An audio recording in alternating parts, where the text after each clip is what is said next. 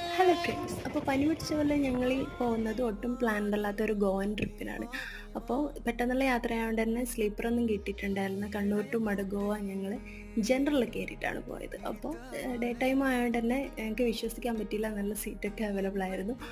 അപ്പോൾ സന്ധ്യ ഒരു 6:30 ആകുമ്പോൾ ഞങ്ങൾ അവിടെ എത്തി. നേരെ ഫുഡ് കഴിക്കാനാണ് പോയത്, കഫേ 108. പിന്നെ എൻ്റെ കസിനും കസിൻ്റെ വൈഫും പിന്നെ എൻ്റെ അച്ഛനുമാണ് എന്നെ അവിടെ പിക്ക് ചെയ്യാൻ വന്നത്. കാരണം അച്ഛനും അമ്മയും ഓൾറെഡി അവിടെ ഉണ്ടായിരുന്നു.